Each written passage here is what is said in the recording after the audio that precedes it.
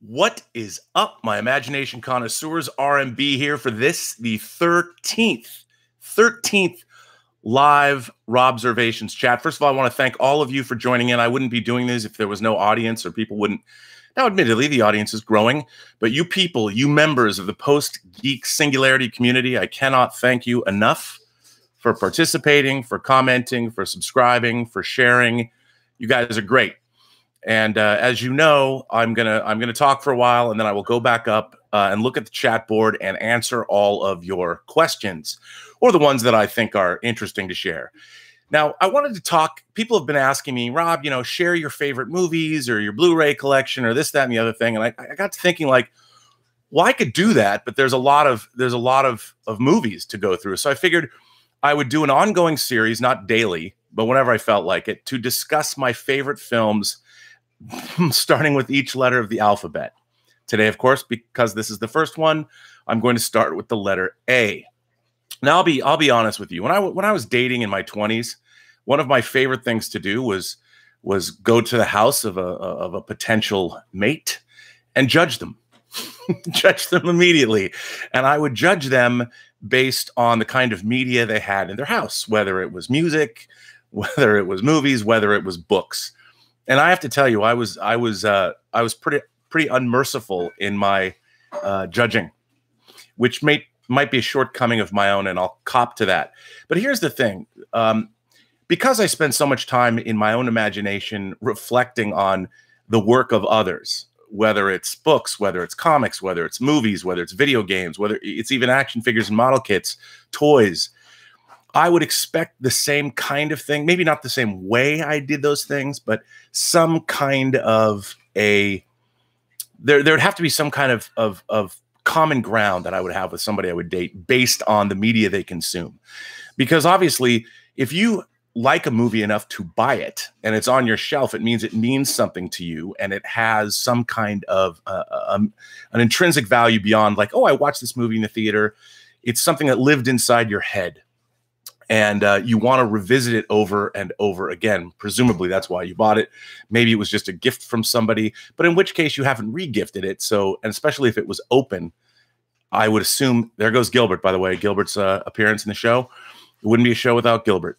So I figured I would just start with the letter A and pick 10 movies that I own that are on my shelf to talk about why I like them, what they mean to me, and I fully expect you to judge me to the full extent of the law. So I'm going to start out with one of my favorite movies of all time, and one of what I think has one of the greatest, by far, greatest screenplays ever written. And it's not exactly an edgy choice. Some of these are not going to be edgy choices. People are going to say, oh, Rob, you have pretty mainstream taste. Well, there's a reason movies are mainstream, but perhaps. The first movie that I want to talk about, and I talked about this before, is Joseph Mankiewicz's 1950 All About Eve. Now, All About Eve was a movie I talked about earlier that I resisted watching. Everyone said, oh, it's great. It won the Best Picture in 1950. It's awesome. But for some reason, even the cover of the book, All About Eve, has the cast. And by the way, one of the great casts of any film ever made. You've got Bette Davis. You've got Ann Baxter playing Eve Harrington, the titular Eve Harrington, and George Saunders. George Saunders in this movie gives one of the greatest film performances ever put on screen as a theater critic. Well, I first saw All About Eve, and to be honest, I didn't even know what this movie was about before I saw it. And I saw it when I was at USC. I was a senior in college, but I had just transferred in there, and I was taking Cinema 190 with the storied and legendary Professor Drew Casper.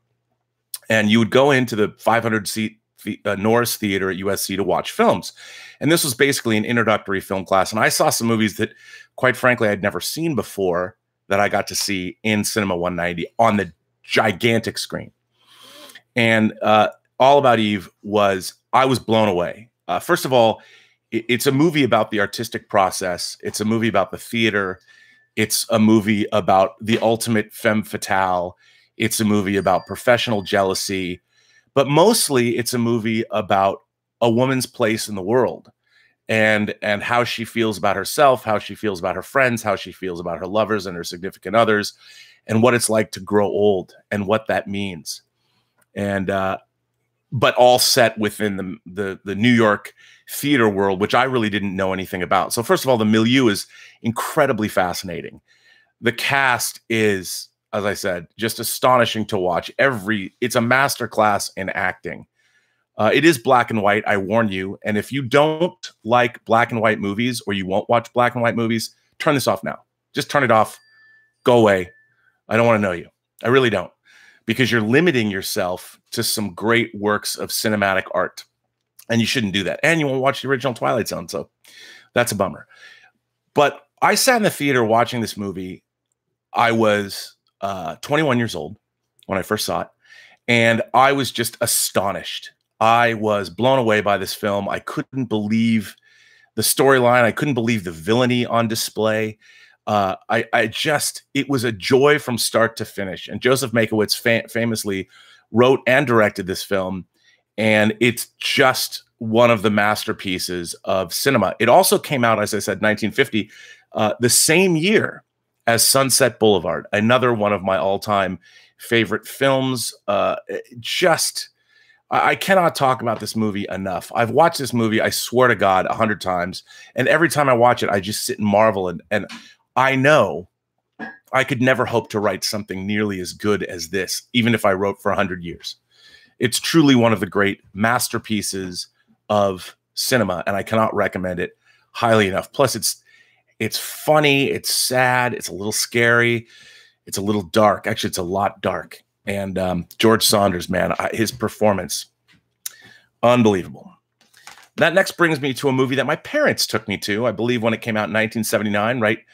We, growing up Jewish, we didn't celebrate Christmas. When I got old enough, they stopped celebrating Christmas. What was that all about? We weren't even that religious.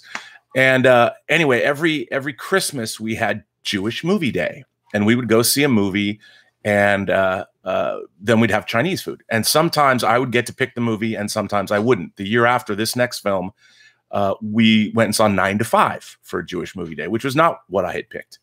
But I did pick this because it was intriguing to me, and I didn't really at the time. I was I had turned, no, I was 12. I was 12 years old when I saw this movie, and this is Bob Fosse's seminal All That Jazz. I've heard it said that it's David Fincher's favorite movie of all time. I'd like to think so. We're in good company. Now, All That Jazz is a movie that was about the great choreographer and then later filmmaker Bob Fosse, a legend.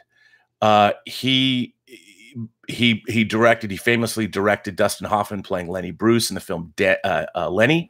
He directed Cabaret, another Academy Award-winning masterpiece. Liza Minnelli and Joel Grey were astonishing. But this movie, All That Jazz, is again, it's another movie about Broadway. Maybe I'm obsessed with Broadway, and I'm not even a big fan of musicals, although I do like going to them and watching movies based on them. But this film is a fantasy, and it's about a director and a choreographer looking back at his life as he has a conversation with the angel of death, played by Jessica Lange, who had made her debut a few years earlier in John Guillermin's Dino De Laurentiis produced King Kong with Jeff Bridges. And it is just, first of all, the editing in this film it's one of the greatest.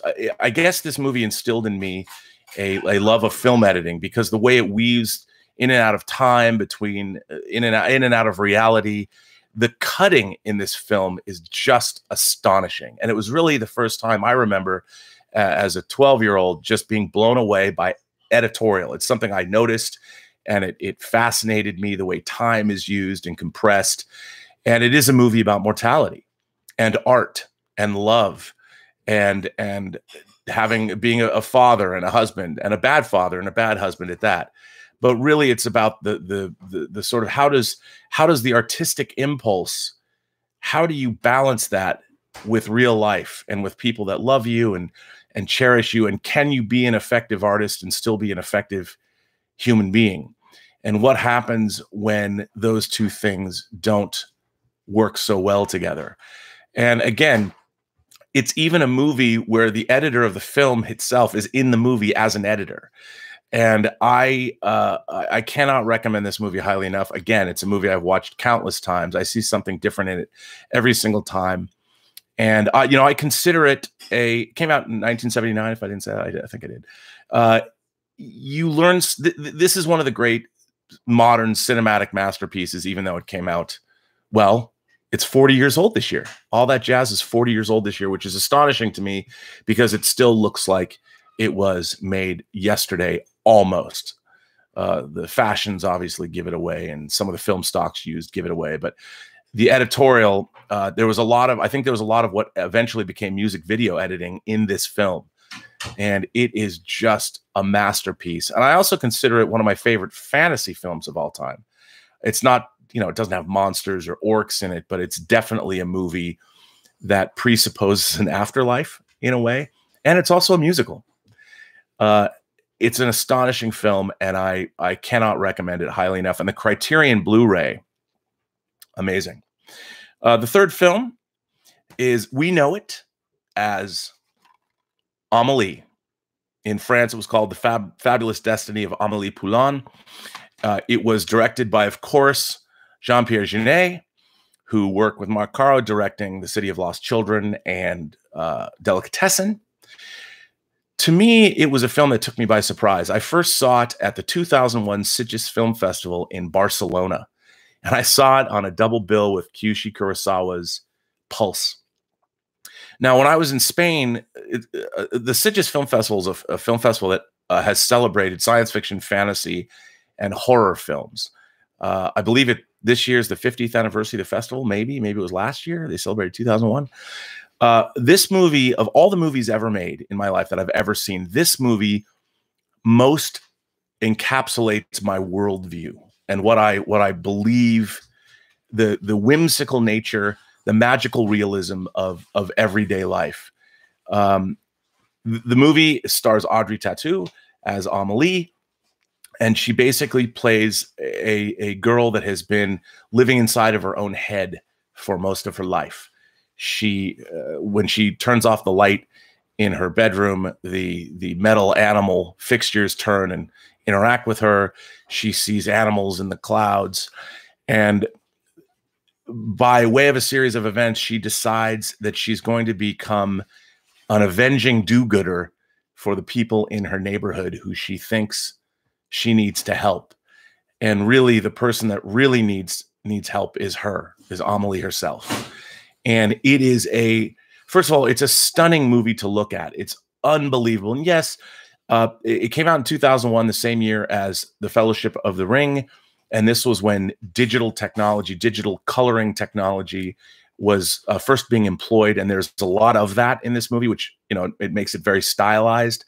But if you are a romantic at heart, if you have a big imagination and a big heart, and you can open yourself to this movie, it is one of the most delightful films I've ever seen. And I would like to believe, I've been accused actually of being Amelie, which I take as a high compliment. I used to be accused of being Ferris Bueller, but I was like, I don't know about that.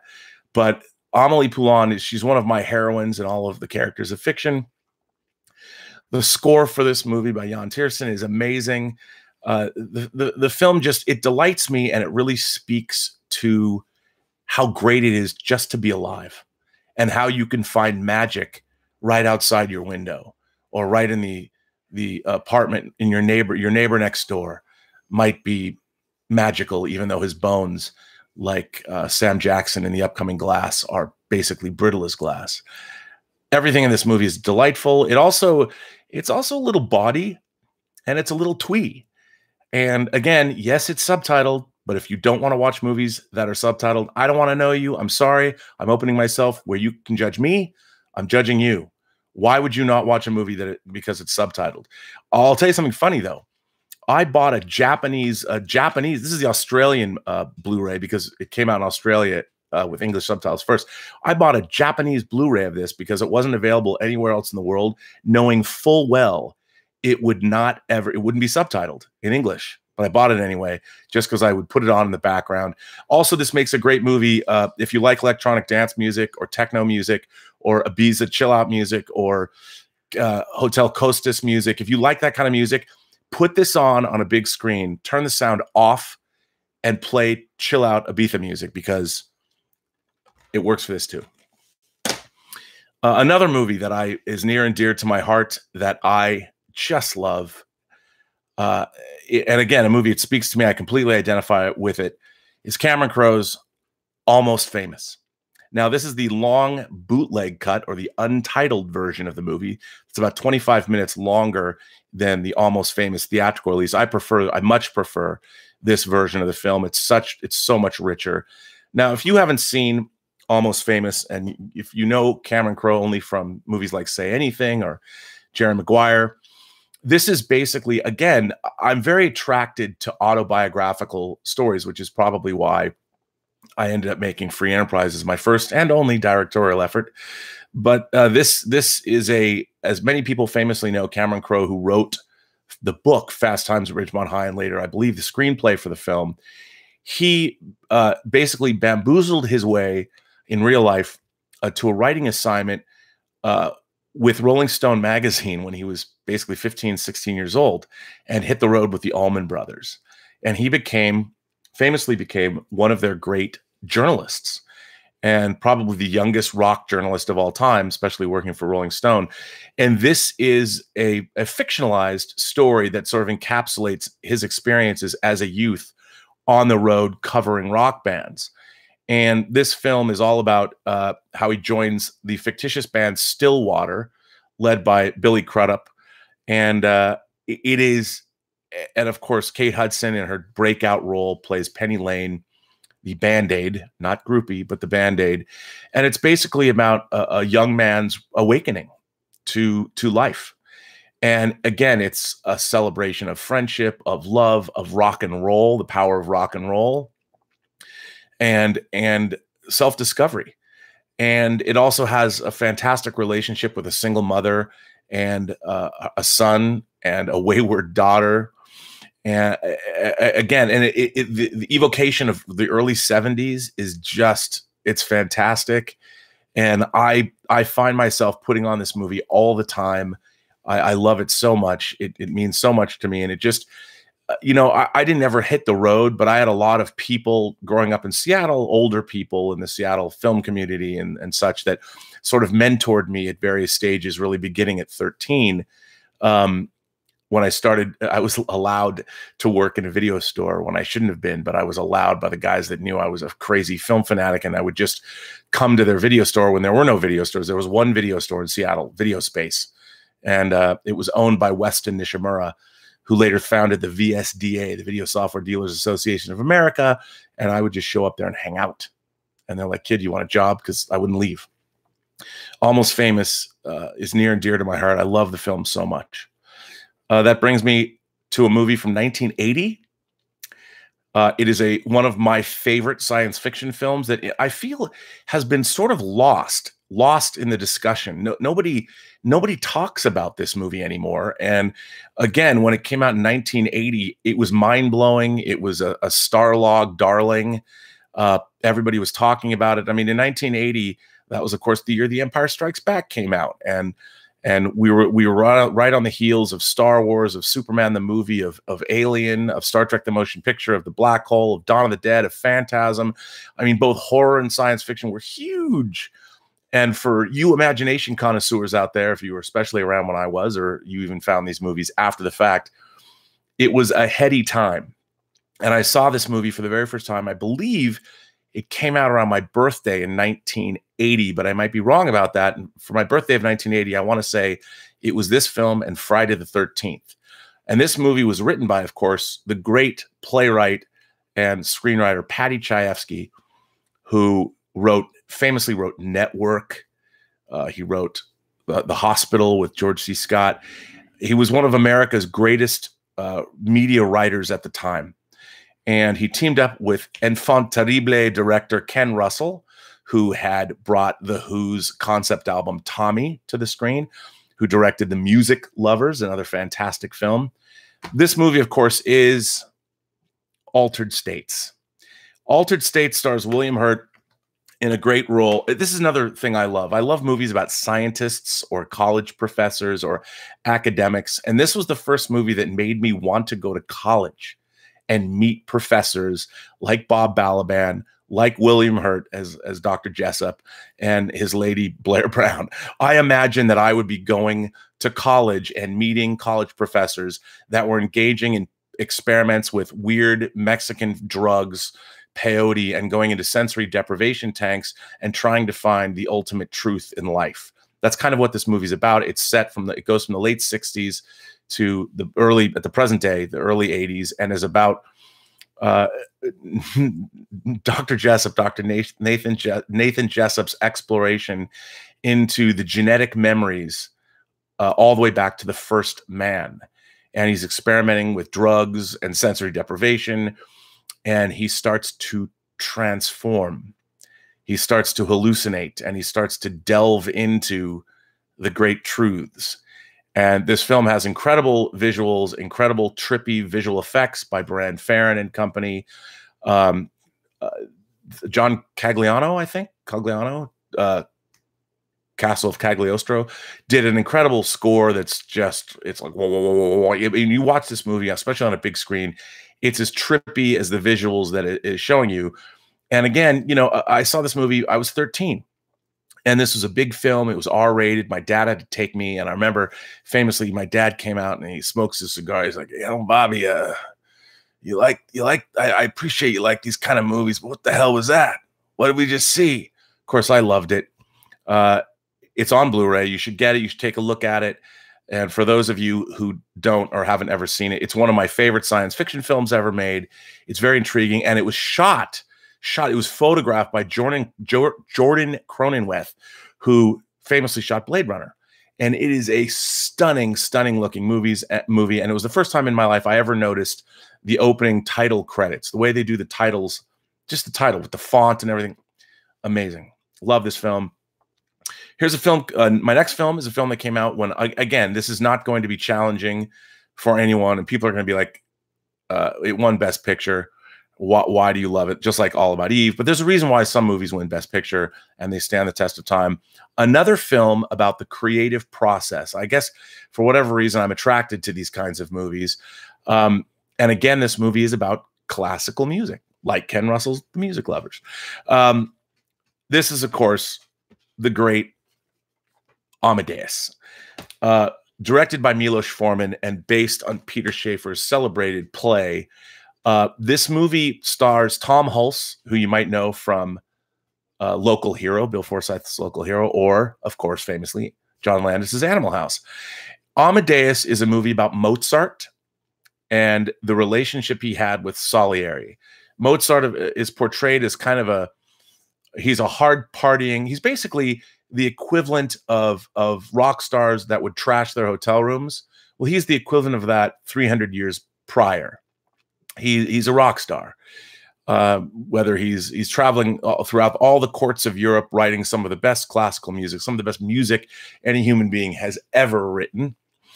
And it's about a composer named Salieri, who is played by F. Murray Abraham in a stunning performance, where he plays a composer who realizes he forgets one of my favorite sayings, which is, it doesn't matter how good you are, or it doesn't matter how good somebody else is. It doesn't matter how good someone else is. It doesn't make you any better or any worse.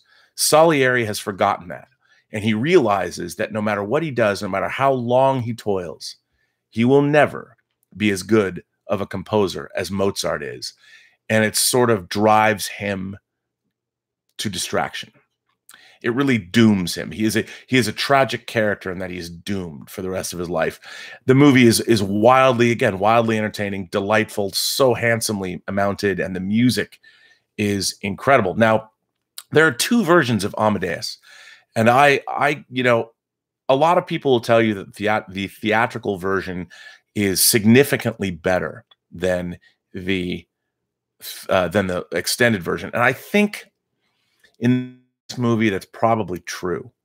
because there are certain additions to the director's cut that fundamentally alter the story.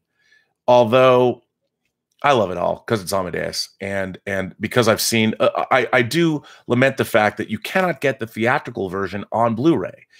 You can only get the extended version, which is annoying. I don't know why that's the case. Maybe that Shout Factory is now delving into the Warner archives. Maybe somebody can put out both versions. Why not? I mean, Arrow and Shout just put out both the European cut and the American cut of Candyman. Why can't they do that with Amadeus? It won Best Picture. I believe it won Best Picture in 1985. It came out in 84, and it won Best Picture in 1985. I think that's true. The next film is a horror movie, and it's the most recent film on my list. And I will tell you that once I saw The Pope of Greenwich Village, actually it's probably in the movie Fade to Black, when the way Mickey Rourke said, yeah, Binford. I love Mickey Rourke. I first saw him in Fade to Black, but I really noticed him in The Pope of Greenwich Village along with Eric Roberts, and he delivered an incredible performance. And I kind of wanted to be him in 9.5 Weeks. If you ever seen 9.5 Weeks, and just find a woman like Kim Basinger, but without being such an asshole. But I loved 80s Mickey Rourke is the best Mickey Rourke. Year of the Dragon. I just love Mickey Rourke. And this film, Mickey Rourke is at his scuzzy best. And this is, of course, Alan Parker's amazing Angel Heart. Now, this is based on a book called Fallen Angel by William Hortzberg. It's one of those HJs. If I mispronounced it, I'm sorry. I love this movie. This movie, of course, Alan Parker, I discovered Alan Parker. If you've ever seen the kids' movie Bugsy Malone with Scott Baio and Jodie Foster, if you've ever seen Bugsy Malone, all of you should get it. But so Alan Parker famously directed Fame, the movie Fame, in 1980, and he became one of my favorite directors. He came out of the same sort of British commercial directing school that Ridley Scott came out of, that Adrian Lyne came out of, and with that sort of high contrast, single key light. The look of these movies is very, very unique. And for those who know this story, Mickey Rourke plays a detective who is looking for a missing crooner named Johnny Favorite. And it sends him from New York, this investigation that he's on, which gets increasingly more stranger and more bizarre as it goes along. He's hired by a man named Louis Cypher, played by Robert De Niro, in a deliciously over-the-top performance. Again, I can't get enough of this movie. And of course, his detective, Harry Angel, goes from New York to New Orleans to look for Johnny Favorite and uncover the mystery of where Johnny Favorite went, and perhaps to get back what Johnny Favorite has of Mr. Cyphers. Now, if you don't know anything about this movie, go into it cold. Just don't read anything about it. It's a movie that a lot of people say now you can probably see the ending telegraphed from the first 5 minutes because it's been done to death since then. But it doesn't matter because it's so good. It's so much fun. It's beautiful to look at. Again, this British cinematography, we've lost it. I would love to go back and watch movies like Fame and 9.5 Weeks and Mississippi Burning and this and Blade Runner, and see that kind of, and Altered States, as a matter of fact, to see that kind of missing high contrast. To me, that kind of photography screams the 1980s, and I dearly, dearly, dearly miss it. So check that out. Next on my list. Now, I'm a staunch defender of Woody Allen. I've looked into many facets of his case, and I think there's a lot of mystery there, and I understand that his personal life does not help him or do him any favors when he's trying to defend himself against allegations. But I've grown up watching his films, and 1977 was the year that I learned to hate Woody Allen. Why did I hate Woody Allen? Because this film beat Star Wars at the Academy Awards for Best Picture. And yet it's one of the greatest comedies I think ever made. It's also one of the great relationship films ever made. And of course, I'm speaking about Annie Hall, the Best Picture winner of that year. And it's a fantastically entertaining movie about New York life in the 70s, about the life of an intellectual, wacky relationships, falling in love with perhaps the wrong person. There's been so much written and so much discussed about this movie that I could go on and on and on, but it's all true. And it's definitely been, again, another movie that's very influential in my life. And also it looks at people that are involved in the arts, albeit writing this time, and what that means to them, and all of those kinds of things. And I love the exploration of the culture that I'll never know, the New York of the late 70s. It seemed like between The Son of Sam, and the horrible crime and the drugs and everything, there seemed to be, or at least in my mind, because the movies I've watched, a vibrant intellectual community, and a community of the arts and the movies and the lectures and the plays and the music. And it seemed like both a place that you must love and a place that you must hate. But this is the first of many Woody Allen movies that are on my list. And I think you should all watch it, despite what you may have heard. Now that brings me down to the penultimate movie on my list of favorite movies in the A's that I own in my collection. Now this is another film that has two different versions. And thankfully, Lionsgate released a stunning Blu-ray collection of this film. I desperately want the 4K version. I hope Lionsgate gets around to it. They have started putting out 4K discs. The things I want most on 4K from Lionsgate are this movie that I'm about to bring up and Paul Verhoeven's Basic Instinct, which, by the way, is in my list of B's. Stay tuned. This movie is, of course, Francis Ford Coppola's masterpiece, maybe reluctant masterpiece, Apocalypse Now. Again, not a very edgy film in terms of being out on the edge of it's very populist. People have talked about it. To me, this film represents everything great filmmaking is all about. Taking huge risks. You can famously watch the documentary Hearts of Darkness. I mean, the fact that you take a literary Joseph Conrad's Hearts of Darkness or Heart of Darkness, you take that story and you adapt it into not just it's set in Vietnam, and Francis Ford Coppola has said his movie is Vietnam, but to me it transcends being a Vietnam War movie. It's a film about so many different things, and also the futility and the craziness of war, but it's really a phantasmagorical exploration into, as Heart of Darkness itself, the literary piece was the darkness in the human heart. I think at one point in the film, a character even says that. Now, this film is such a masterpiece of the craft. A movie like this would never, ever, ever get made today. You could never insure it. A studio would never bankroll it, much less release it.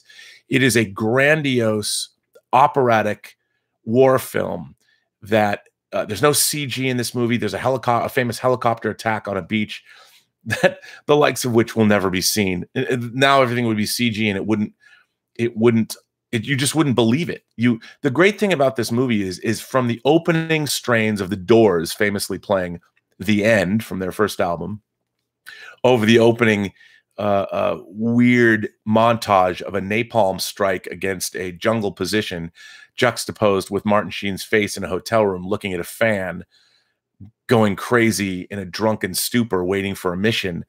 This film it's a cut above. And I've seen this movie again. I've seen this movie in 70 millimeter. I've seen it in a theater probably 20 times. I even met Martin Landau here in Hollywood at a screening of Apocalypse Now, just a public screening. He was just standing in the lobby.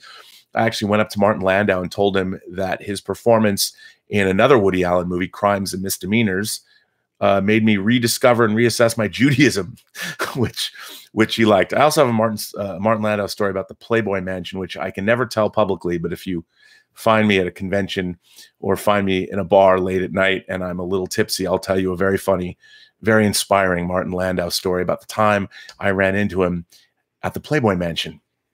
But anyway, this film, of course, Martin Sheen delivers a tour de force performance. Robert Duvall as Colonel Kilgore is just, look, everything about this movie, you can't really see it, but I have a giant Japanese poster. It's huge. As a matter of fact, they use the poster. This poster, you can't see it, but this poster, imagine this poster about 4 feet across. It's right there. It's a Japanese poster. It sits above where I edit, because it was edited by the great Walter Murch. And the editing in this film, again, I look at it and I think to myself, I wish that one day I could edit a movie as great as Apocalypse Now. And it also speaks to what you do when your lead actor shows up a little bit more rotund. Marlon Brando, of course, plays Walter Kurtz, who has gone up the Nung River, and he's operating with impunity, and maybe he's operating with no method at all. I'll let you decide. But Marlon Brando famously came on set and he didn't really know his lines, and he was much bigger. He didn't look like the military commander that Francis Ford Coppola was hoping he would look like. But what did Coppola do? He took all of that and they improvised, and they shot some crazy scenes, and they did something that you can't really do. You know, you make it up as you go. And that's not something, the only other movie that I've seen that is as effective as making things up as you go as Apocalypse Now is on my list of W films, and that's Wim Wenders' Wings of Desire, one of my top 10 favorite movies of all time. That was pretty much made up. There wasn't a traditional script for that movie either. But Apocalypse Now, the visuals, the story, it's just one of the most entrancing, most hypnotic films I've ever seen. And it also famously has 2 versions. Like Amadeus, there's Apocalypse Now Redux, where Coppola, because there was somebody found a tape of the original, a director's cut or an extended version of the film before it was refined. And there's a lot of added bonus material that's really fascinating. But again, as with Amadeus, I think I prefer the theatrical version more. The longer version, Redux, meanders all over the place. And as a story, I don't think it's as concise, and it forgets there is a great lesson to be learned in Apocalypse Now, and that is never get out of the boat. Never get out of the boat, because it'll lead to your doom. And in Apocalypse Now Redux, they get out of the boat like too many times, and it just doesn't work out that much. My last film that rounds out my top 10 of my favorite movies that I own, not all of my favorite, I have other movies in my top 10, but these are the top 10 films that struck me today. I went and looked through my collection of Blu-rays, and I'm like, I had to pare it down to 10. You know, there's movies I love, like Air Force One. Doesn't make the cut. Love the movie, but I wouldn't say it's my favorite movie, or my favorite movies in the A's. So these are my favorite movies today. The last movie is from 1960, and it really, the first time I saw it was on Laserdisc. I had heard about its reputation. It's an Italian film, and it came out. It debuted at the Cannes Film Festival on May 15th, 1960, which was my birthday. And again, it's a movie like I talked about in my favorite video releases of 2018, the great Andrei Tarkovsky and his films, and how, look, most of the people watching this right now are not going to be able to get through this movie, nor are they going to like it very much. It's very hard, especially if you've been brought up on a diet of movies of the last 30 years, to watch this film and be able to stick with it. But I assure you, if you can put yourself into maybe get stoned or something and put yourself into a different mindset, don't expect the kind of cinema that you've been consuming all your life, because this is a film. Well, let me tell you what it is. It's Michelangelo's first of his 3 Ennui trilogy films, La Ventura, or The Adventure. What is this movie about? Well, here's the thing. I've seen this movie many, many times, and I don't know. Every time I watch this movie, it's about something else. Basically, it's about a couple of friends that go off on a boat and, just travel out past the countryside into the ocean, and they stop on an island and they walk around and they basically talk about their lives. And one of their party vanishes. but no one seems very concerned about it. This is very languidly paced. It's another black and white film. It's gorgeous to look at, and it's about one of my favorite words. I never had heard the word ennui before. Ennui is a French word, and it also is derived from the same Latin word that means annoyed. But basically, ennui means boredom. so Antonioni famously made 3 movies that people have tied together loosely as the Ennui trilogy. This, I said, was the first. Then he made La Notte, and then The Eclipse. And they basically all deal with sort of the privilege of modern life, well-heeled people that really are aimlessly wandering through life with really nothing to do. They don't have any goals. They don't have many passions. They're basically wandering around listless and bored with what's happening. But again, this movie is a complete new way of looking at cinema with these long takes and just strange pacing. And I love it. It's like reading a poem that you've by an author you've never encountered before, that you can't really. There's a science fiction novel by a guy named Samuel R. Delany called Dahlgren that's like 900 pages long. And it has nothing to do with La Ventura. But I remember when I first tried to crack Dahlgren, because back when I was a kid, like 12 years old, somebody's like, yeah, it's a 900-page science fiction book. It's boring and you'll never get through it. And the language, and you have to turn the books or the paragraphs. Sometimes the words are printed different ways. I'm like, oh, I'll read that shit. Because, that was to be a punk science fiction fan was to read like Dahlgren when you were like 13. I'll be honest, I never got through Dahlgren when I was 13. I didn't finish it till I was in college. I don't know if I could recommend it. But anyway, La Ventura, I love this movie because, again, it's a litmus test for people that might not have ever, it's kind of like the cave in The Empire Strikes Back. It's like what Yoda said.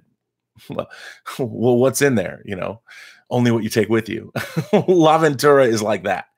And I'm a big fan of Antonioni's movies. If any of you have ever heard of the movie Blow Up that he famously made later, that was later sort of the inspiration for Brian De Palma's 1980 film Blow Out. It's about David Hemmings, the star of Dario Argento's Deep Red, and the caller out in Gladiator. I give you the barbarian hordes. He stars in Blow Up as a photographer and a fashion photographer in swinging London that may or may not have captured a murder on one of his sojourns to the park to take pictures. Anyway, La Ventura is just, if you can, go to somebody's house who has the biggest screen possible with a great sound system, even though it's like in mono. I think it's mono. Watch this film, let it wash over you. But give it a chance. Just look. You might hate it 10 minutes in, 20 minutes in, but ponder what it all means. And I think it comes from a time that we might never see again. But I dearly love Antonioni's movies. I have all of his films that exist on Blu-ray. I just got The Passenger with Jack Nicholson.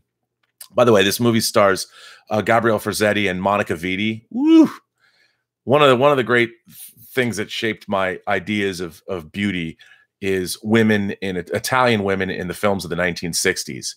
These just, again, beauty the likes of which we don't see today. So I can't recommend that highly enough. And as a matter of fact, watch all 3 of the Ennui trilogy. Watch it like you would watch The Lord of the Rings. watch La Ventura, La Notte, and The Eclipse all in one day. Well, that brings me to the end of my list of my 10 favorite movies that start with the letter A.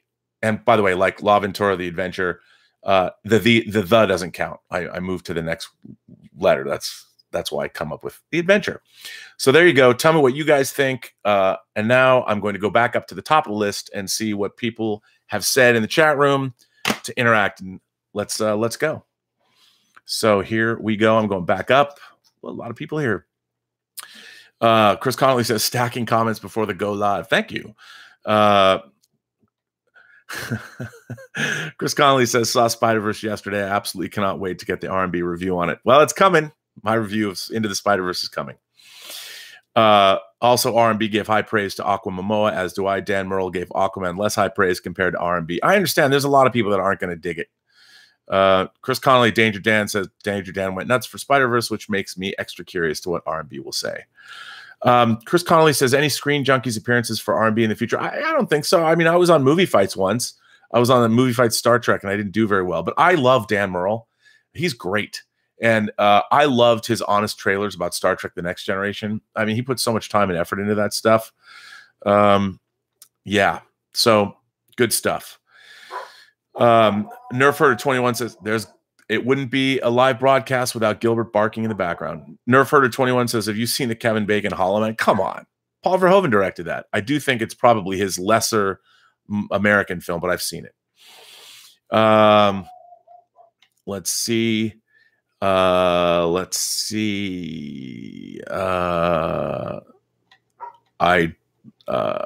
looking for a question. Mandatory Gilbert cameo. He was there. Mike Bodden says he's guessing Annie. You know what, Mike? The sun will come out tomorrow. It will. Ted Van Dyne says, question, got a favorite DVD menu, like one that makes a good screensaver or something that perfectly captures the mood of the film? You know what? I don't. But I'll tell you what the most annoying DVD menu is of all time on a movie I love. The DVD of The Abyss has this interactive menu that is just intolerable. It was really, really cool at the time it came out, but intolerable. But it's funny, a DVD screensaver that you just put on. I don't know. I've never thought about that. I'm gonna have to think about that. I'll tell you one thing: they're very elegant, but I really do like the Lord of the Rings menus a lot. But I don't think you could put them on. And FEH says, is that from the periodic table of elements? Have you seen Manchester by the Sea? If so, what did you think of it? I did love Manchester by the Sea. It was, again, a terrific movie. Loved it. And it is a tearjerker, says Brinsley. Brian Eng says, who is the most attractive black and white actress, like, of all time? I honestly, to be honest, I think Lupita Nyong'o is one of the most beautiful women I've ever seen in my life. I mean, honestly, she is so breathtaking. But in terms of white actresses, I mean, how about all actresses? What about Indian actresses or Japanese actresses or Korean actresses or Chinese actresses? I couldn't even, or Spanish. I mean, there's so many different kinds of beauty. This is you know what? I'll have to compile a list of who I think are the most beautiful actresses throughout time from the world over. I don't know if I could even do that, but the one actress that really takes my breath away, that's one of the reasons I can't wait to see Us, is Lupita Nyong'o. And she just, there's something about her that is just striking. Let's see. If you can't enjoy Bright says, if you can't enjoy the Twilight Zone, man, that must be a rough life. I agree. Mike Bodden says there's something to be said for watching those classic films on the big screen. Maltese Falcon makes a whole new dimension. I agree. Seeing black and white movies on the big screen is amazing. Benjamin Youd says, George Sanders, yes, I forgot to mention this. The first Mr. Freeze on the 1966 Batman television series. You know, he plays a character named Addison DeWitt. What a great name, Addison DeWitt, in All About Eve. And he famously took his own life. George Sanders was... I remember reading or hearing like his final note to mankind, and I think it sums up. He went from All About Eve to playing Mr. Freeze in the Batman television series from the 60s. Vesna says, hey, everybody, Robert, what is your opinion on Avatar? I love Avatar. I'm an unabashed Avatar lover. I don't understand people that don't love Avatar. You know, I took my mom to see that. She'd never seen a movie in IMAX or in IMAX 3D. And my mom is a famously unimaginative person. Let me tell you a funny story about my mom. This will sum my mom up in ANA. My mom, when I was growing up, would make it a point that when I loved a film and talked about it all the time, that she would want to see it with me, even though I'd already seen it before. She knows I'd see a movie 100 times. So she would take me to see movies, big movies. You know, the first time she did that was when she took me to see Logan's Run when I was 9, because I couldn't stop talking about it. Well, we went and famously saw Raiders of the Lost Ark in 1981. And we saw it at the Factoria Cinemas in Bellevue and, well, Washington. And we're driving home. My mom is very quiet. She isn't saying anything. And we're crossing the East Channel Bridge back onto Mercer Island, my hometown. My mom, she says to me, she goes, that could never happen. I'm like, what? She goes, that could never happen. Like, what do you mean that could never happen? She's like, well, you know the scene where Indiana Jones is like hanging off that truck by his bullwhip, and he's being towed along that gravelly road, and the dust is coming in his face, and the gravel's coming in his face. He could never have held on. And I'm like, Mom, so you don't have a problem with the power of God coming out of the Ark of the Covenant and vanquishing the Nazis?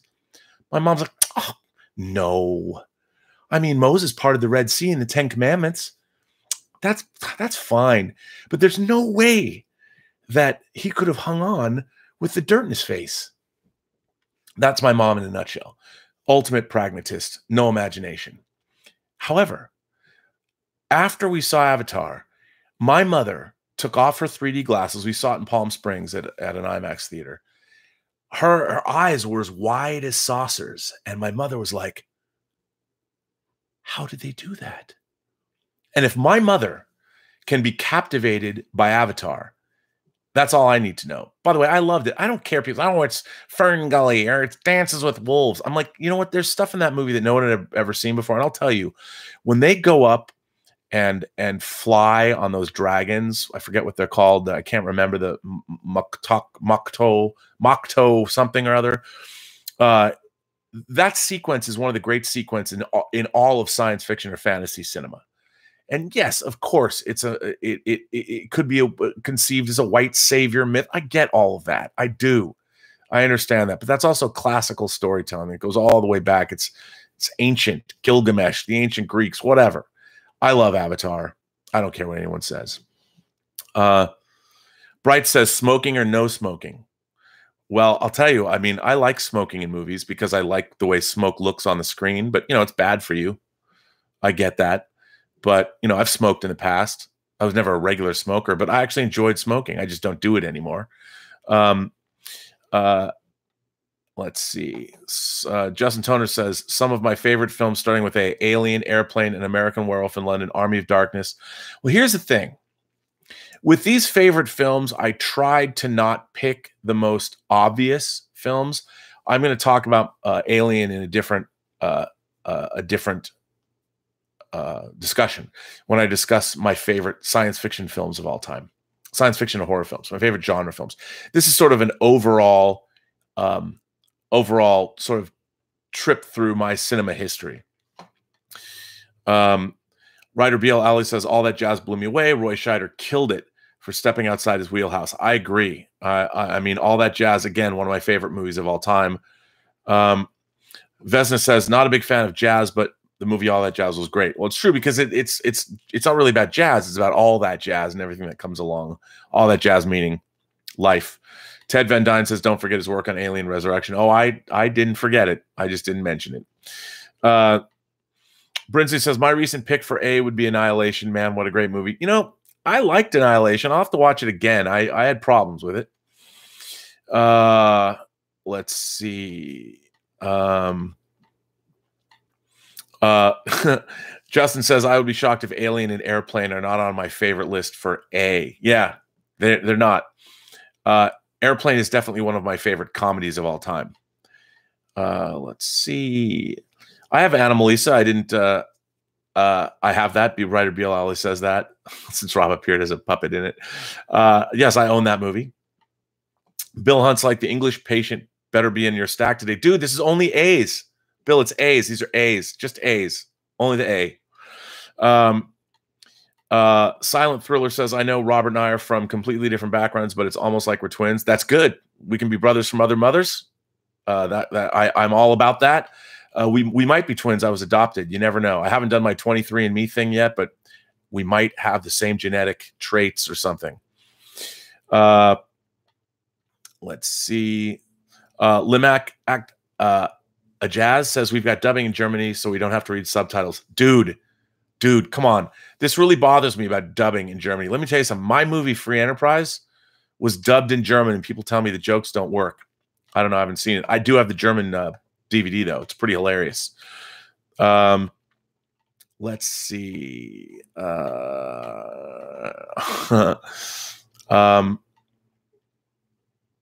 I believe it was Edward Jessup and not Nathan Jessup. You're right. It is Edward Jessup. I'm sorry. Mike Bond says it was, I've got Nathan Jessup on the mind. I wonder why. I don't know. Let's see. Thoughts on Alex Garland. I'm a big Alex Garland fan. He wrote Judge Dredd. He wrote Ex Machina. He directed Ex Machina. He wrote and directed Annihilation. Big fan. I think he's great. Let's see. Justin Toner says, Shout usually doesn't do that. Like their Army of Darkness Blu-ray had 3 versions. I know. I think it's great. Midnight's Edge After Dark says, Shout has sucked since they started getting bigger releases. Well, I wouldn't go that far, but I have noticed, they don't have the deep pockets to spread around. So, yeah. Ted Van Dyne says the Apple. I own the Apple. I have the Apple.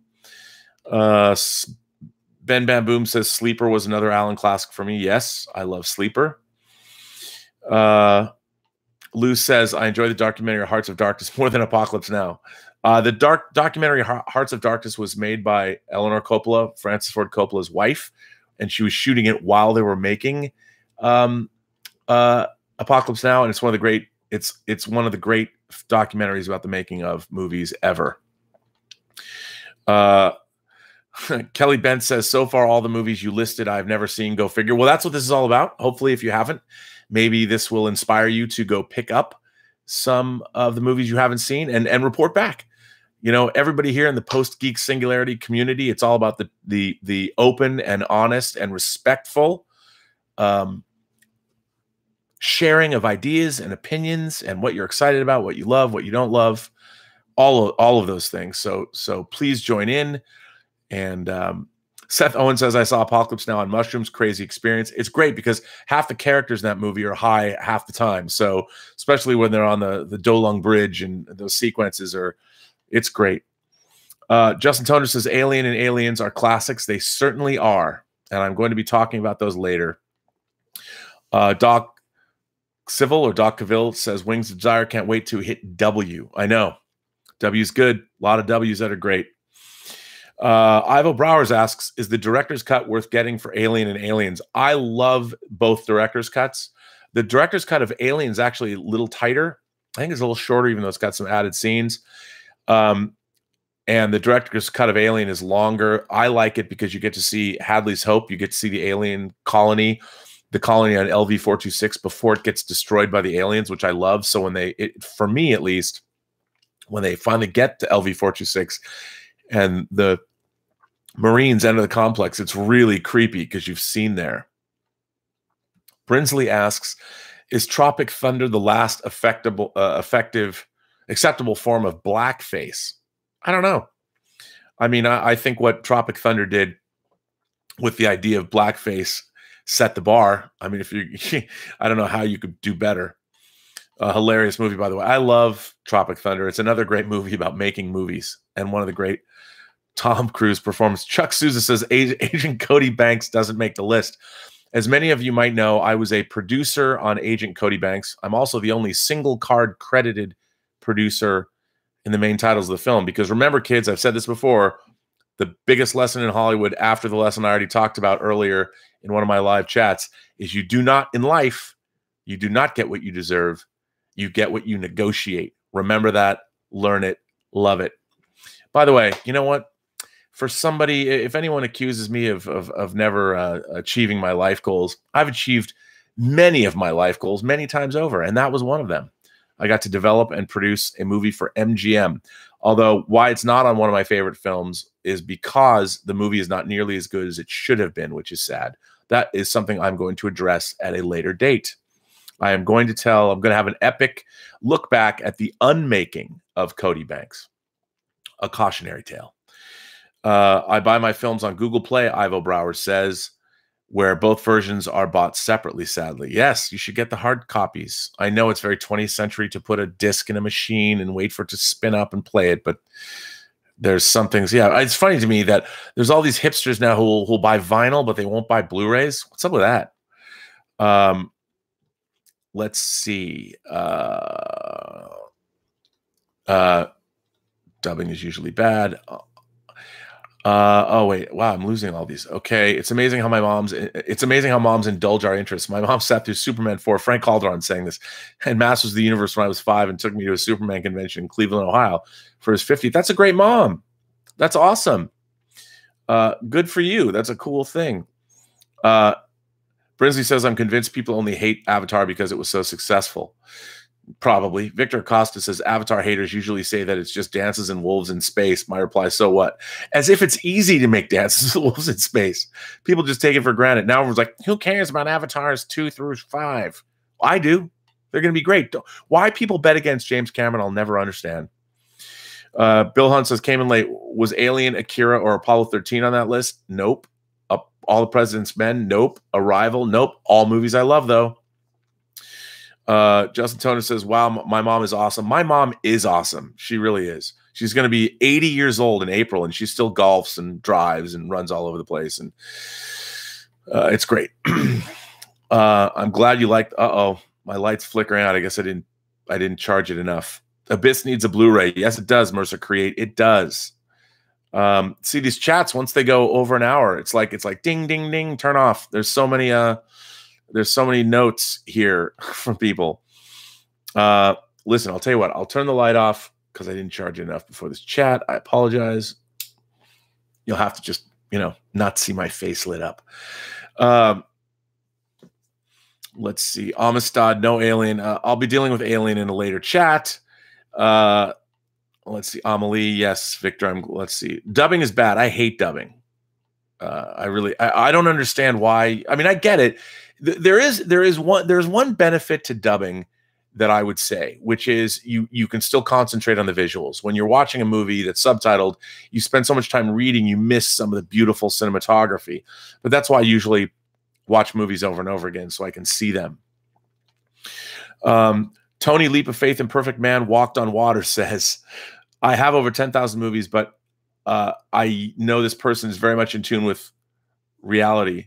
Got to go. Have a great day. Thanks for allowing me to hear your great chat, and I hope to see your video. Well, thank you. Thanks for joining Tony Leap of Faith and Perfect Man Walked on Water.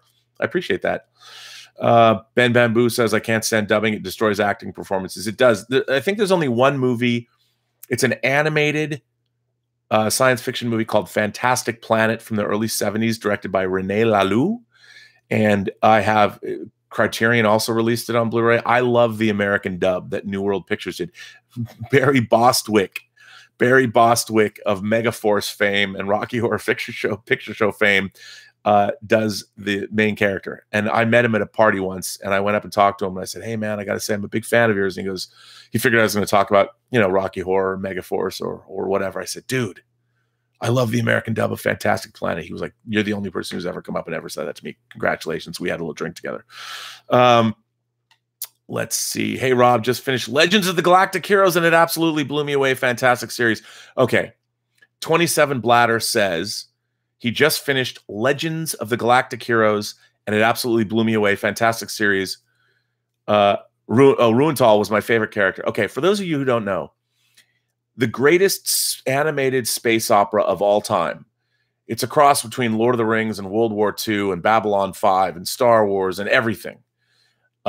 Is a Japanese series called Legends of the Galactic Heroes.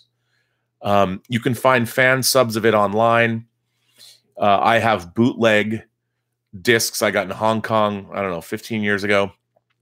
It is the single greatest science fiction animated series. If you like space opera, it's the original OAV series, the original animation video series, or original video animation series, is 110 half-an-hour episodes long.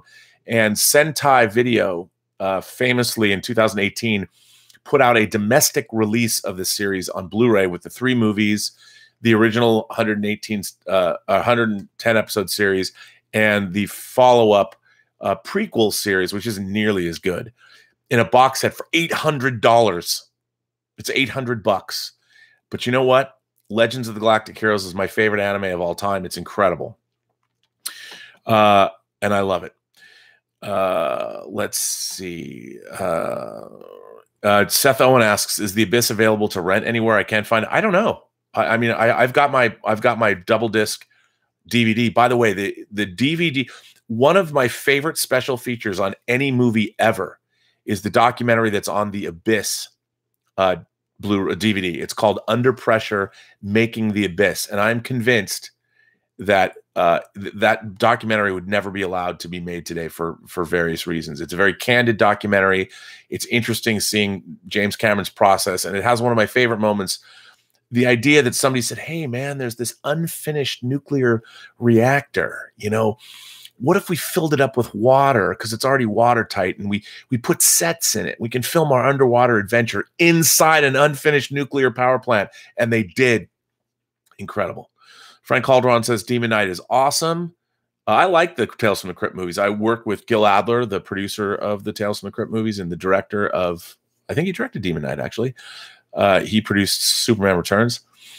Vesna says, when you are used to reading subtitles, don't you miss anything? I think you do. I think you miss the visuals, but that's why I watch things again. Gary Smith says you can rent the special edition of The Abyss online at Fandango. Well, that's good. Ben Bamboo says, I love Fantastic Planet. I hope they do a live action. One of my dreams is to do a live action version of Fantastic Planet. If I could remake any movie, somebody asked me that, if you could remake any movie, I would remake Fantastic Planet as a live action film. But people would say that the Blue Aliens, the Drogs, are ripoffs of the Na'vi.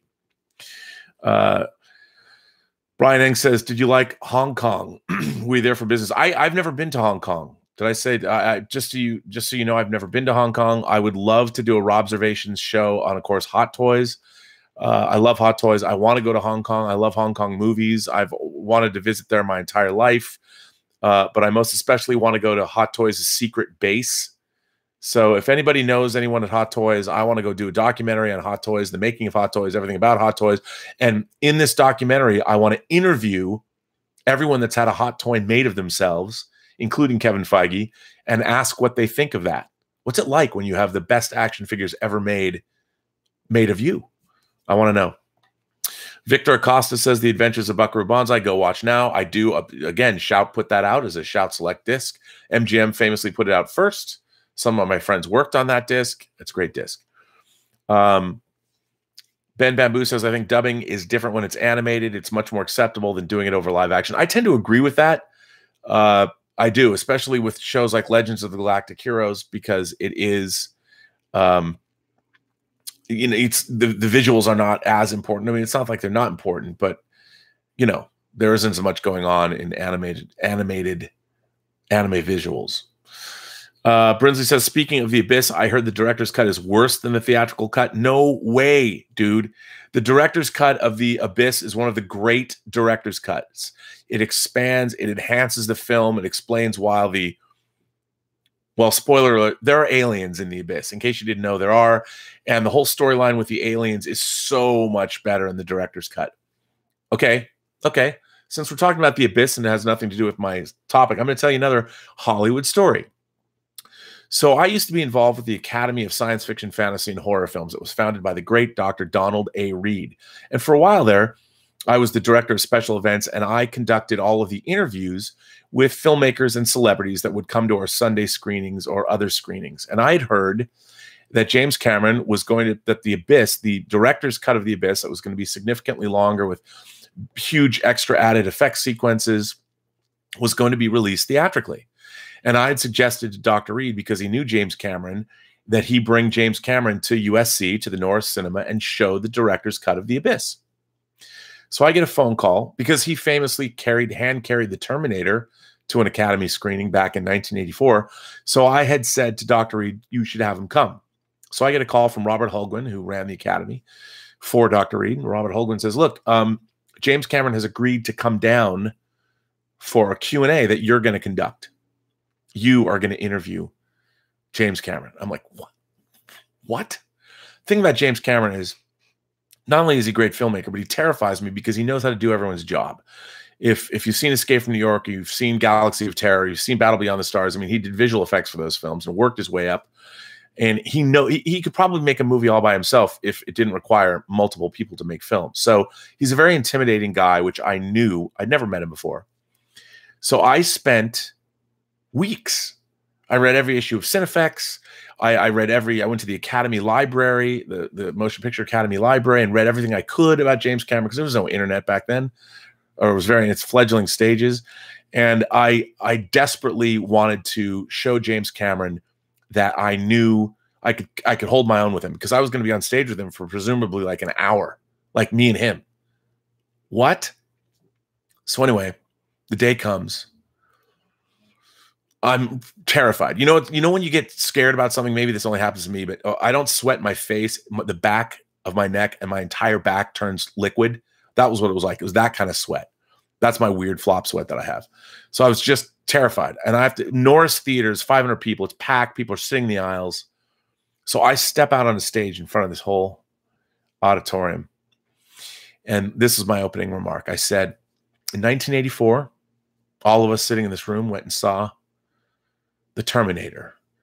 And 100 minutes later, we came out of the theater breathless, wondering two things. Who is James Cameron, and what's he going to do next? Well, to tell us, please give a warm USC, warm Academy of Science Fiction, Fantasy, and Horror Film welcome to the great James Cameron. Crowd erupts. Cameron comes out on stage. He looks me over, gives me the once-over, and I guess I hand him the microphone. I don't remember exactly. He looks at me and he says, you know, if you left The Terminator after 100 minutes, you would have missed the last 8 minutes of the film and the credits, because The Terminator is actually 108 minutes long. Audience erupts. I felt this big, and I had to stay on stage and conduct a Q. I would interview him and then conduct a Q&A with audience questions. And I was like, talk about learning how to get your composer, Grace Under Fire. Man, this was rough. So I did all I could do. I mean, it was just me and James Cameron on a stage. I asked the questions, and I don't work with notes. I like to speak extemporaneously off the top of my head, and I like to talk to people off the cuff so I can look into their eyes and they know that I know what I'm talking about. So we actually had a great conversation. And it was a great Q&A, and it was it turned out to be quite a magical day. And after it was all over, James Cameron took me aside. He shook my hand, and he said, I thank you for coming so prepared. This was great. And I was like, that's when I realized, he was testing me. He was testing me, and I passed the test. It was a little rough. Let me tell you, it was a little rough. But man, it's a true story, and it was rough. So there's my James Cameron and the Abyss story. Wow, there's lots of questions here. Ben Bamboo says the Abyss was the earliest use of quality CG effects in films when aliens used. Yeah, it's true. They created the technology. ILM created the technology they later employed to use in the creation of the T-1000 in Terminator 2. Vesna says, I saw the making of the Abyss on National Geographic. Is that the same from that directorial cut? I don't know. This was called Under Pressure, Making the Abyss. I think it was only released on Blu-ray, but it might have been released foreign. Chris Connolly says, hashtag R&B on Raconteur storytelling. Well, Chris, thank you. Well, guys, girls, thank you for joining me for this, another live chat, the 13th live chat on this, the Burnettwork. And remember, all of you, as you all have heard me say before, everyone you meet has a story to tell that you have not heard yet. All you have to do is listen. And that brings me to the end of this 13th chat. Thank you for joining me. Please subscribe. Please share. You can support me on Patreon or send me things via PayPal if you want to enter. I've got lots of giveaways going on, including this. I am giving away. We're giving away. This is an actual crew hat, a brand new crew hat from 10 years ago. From Bulgaria. This came from Sofia, Bulgaria. It's what is the size? It's large to extra large. It says on the back, Sofia, Bulgaria, 2008. This is an actual crew hat that I and director Dave Parker had made for the crew, the Bulgarian crew of the film that I produced called The Hills Run Red. And if anyone wants to donate, you can PayPal me at RM Burnett, or you can join my Patreon. But if you donate any money, $5 or more, you get put into a random drawing where you could potentially win this crew hat. By the way, this is the only one I have left. This is the only one that exists other than with the crew. So there you go. Thanks for joining me. I'm come back tomorrow where I'm going to talk about something else that I have yet to figure out what that is. So thanks for watching, all of you, my imagination connoisseurs, and I look forward to talking with you again.